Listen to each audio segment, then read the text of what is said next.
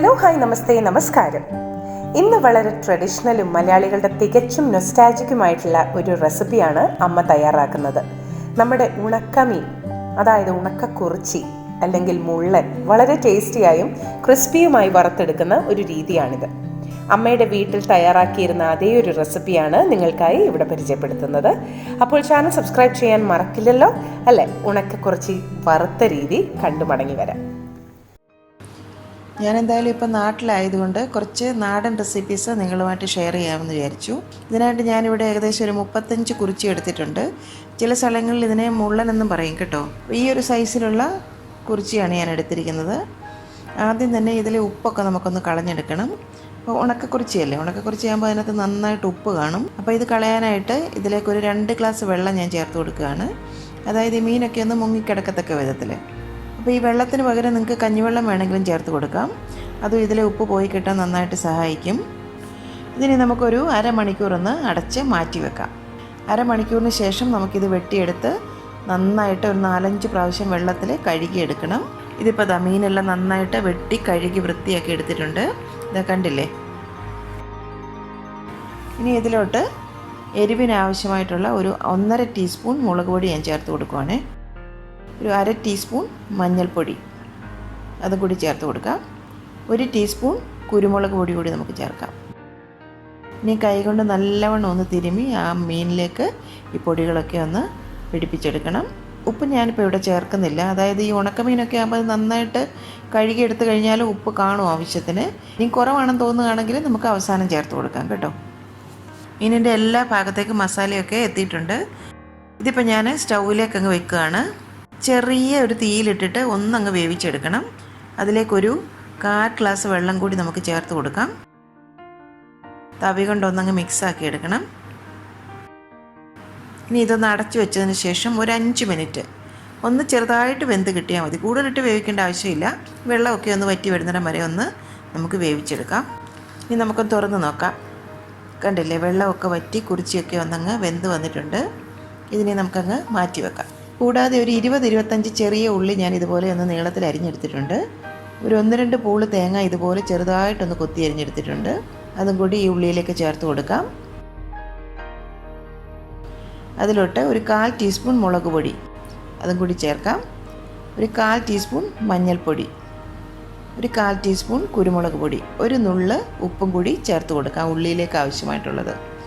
മീനിൽ നമ്മൾ പ്രത്യേക ഉപ്പൊന്നും ചേർത്തിട്ടില്ല കേട്ടോ. 1 ടേബിൾ സ്പൂൺ വെളിച്ചെണ്ണ കൂടി ഇതിലേക്ക് ചേർക്കാം. എല്ലാം കൂടി കൈകൊണ്ട് നന്നായിട്ടൊന്ന് ഞെരടിയെടുക്കണം.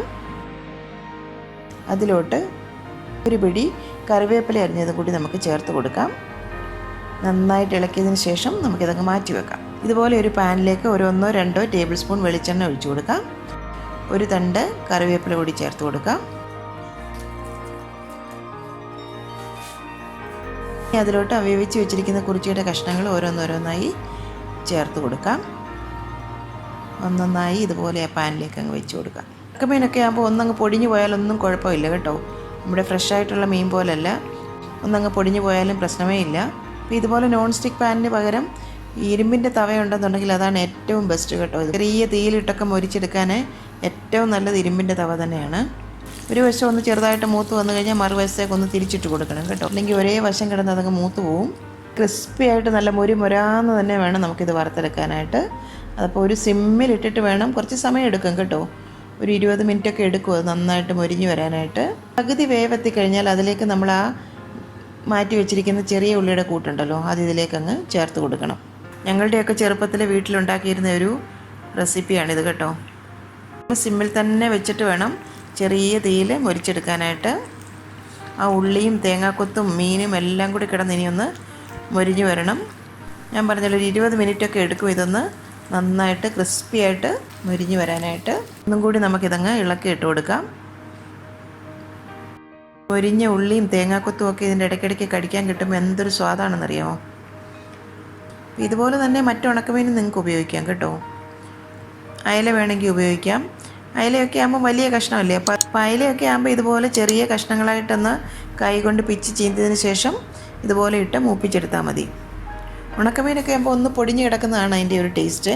അപ്പോൾ ഇത് ഏതാണ്ട് നല്ലവണ്ണം റെഡി ആയിട്ടുണ്ട് കേട്ടോ. ആ തേങ്ങാക്കൊത്തും ഉള്ളിയൊക്കെ നന്നായിട്ട് മൊരിഞ്ഞ് വന്നിട്ടുണ്ട്, കണ്ടില്ലേ? ഇതുപോലെ നല്ല ക്രിസ്പി ആയിട്ട് തന്നെ വേണം കിട്ടാൻ, എങ്കിൽ മാത്രമേ നമുക്ക് മുള്ളോടുകൂടി ഇത് കടിച്ച് തിന്നാൻ പറ്റത്തുള്ളൂ. ഇതിൽ നിന്ന് മുള്ളൊന്നും ഇല്ലാതെ നമുക്ക് ഫ്ലഷ് എടുത്ത് കഴിക്കാനും പറ്റില്ലല്ലോ. അപ്പോൾ ആ മുള്ളും എല്ലാം നല്ല മൊരിഞ്ഞ് വരണം. അപ്പോൾ ഇത് നമുക്ക് മുള്ളോട് കൂടി തന്നെ കടിച്ച് കഴിക്കാവുന്നതേ ഉള്ളൂ. കുറച്ച് കറിവേപ്പിലയും കൂടി നമുക്ക് ചേർത്ത് കൊടുക്കാം. ഇനി നമുക്ക് ഫ്ലെയിം അങ്ങ് ഓഫ് ചെയ്യാം. ഇനി ഇതുപോലെ ഒരു വാഴയിലയിലേക്ക് തന്നെ നമുക്കിതൊന്ന് സെർവ് ചെയ്തെടുക്കാം. നല്ല കറുമുറയായി കിട്ടിയിട്ടുണ്ട് കേട്ടോ. നല്ല ടേസ്റ്റ് തന്നെയാണ്. ചോറിൻ്റെ കൂടെയോ കഞ്ഞിയുടെ കൂടെയോ ഒക്കെ നല്ല ടേസ്റ്റാണ്. പിന്നെ എനിക്കറിയാം ഉണക്കമീൻ എല്ലാവരും ഒന്നും കഴിക്കുന്നവരായിരിക്കത്തില്ല. എന്നാൽ ഇഷ്ടമുള്ളവർക്ക് ഉണക്കമീൻ എന്ന് പറഞ്ഞു കഴിഞ്ഞാൽ ഭയങ്കര ഇഷ്ടമായിരിക്കും. പിന്നെ എന്നും ഒന്നും ഉണക്കമീൻ കഴിക്കാൻ ഞാൻ റെക്കമെൻഡ് ചെയ്യില്ല കേട്ടോ. അപ്പോൾ ഇതിഷ്ടമുള്ളവർ വല്ലപ്പോഴും ഒക്കെ ഇതുപോലെ ഒരു ടേസ്റ്റിന് വേണ്ടിയിട്ട് ഒന്ന് തയ്യാറാക്കി നോക്കി കഴിച്ച് നോക്കണേ. എന്തായാലും എൻ്റെ ഒരു ഫേവറേറ്റ് ഐറ്റമാണിത് കേട്ടോ. ഞാൻ കുറച്ച് ചോറിൻ്റെ കൂടെ ഇന്നൊന്ന് കഴിച്ച് നോക്കുന്നുണ്ട്. നമ്മുടെ ടൊമാറ്റോ കറി ഇല്ലേ, ഞാൻ നേരത്തെ അപ്ലോഡ് ചെയ്തിരുന്ന ടൊമാറ്റോ ഒഴിച്ച് കറി, കാണാത്തവരതൊന്ന് കണ്ടു നോക്കണം. അതും വളരെ ടേസ്റ്റിയാണ് ചോറിൽ ഒഴിച്ച് കഴിക്കാനായിട്ട്. പിന്നെ ഇന്ന് എനിക്ക് ക്യാബേജിൻ്റെ ക്രിസ്പി തോരനാണുള്ളത്. അപ്പോൾ ഇത് രണ്ടുമാണ് ഇന്നെനിക്ക് ചോറിൻ്റെ കൂടെയുള്ള കറി. എന്തായാലും ഈ കുറിച്ച് വറുത്ത 2 കഷ്ണം കൂടെ കൂട്ടി ഞാനൊന്ന് കഴിച്ച് നോക്കട്ടെ.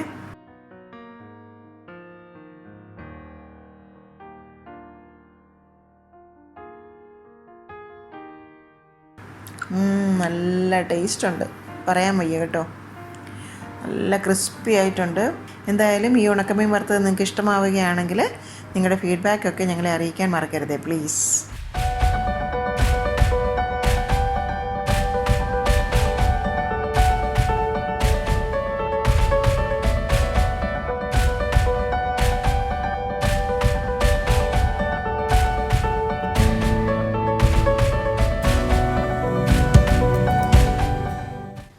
എൻ്റെ അമ്മയുടെ ഇന്നത്തെ ഈ റെസിപ്പി നിങ്ങൾക്ക് ഇഷ്ടമായെങ്കിൽ ഈ വീഡിയോ നിങ്ങൾ തീർച്ചയായും ലൈക്ക് ചെയ്ത് ഷെയർ ചെയ്ത് ഞങ്ങളെ സപ്പോർട്ട് ചെയ്യണം.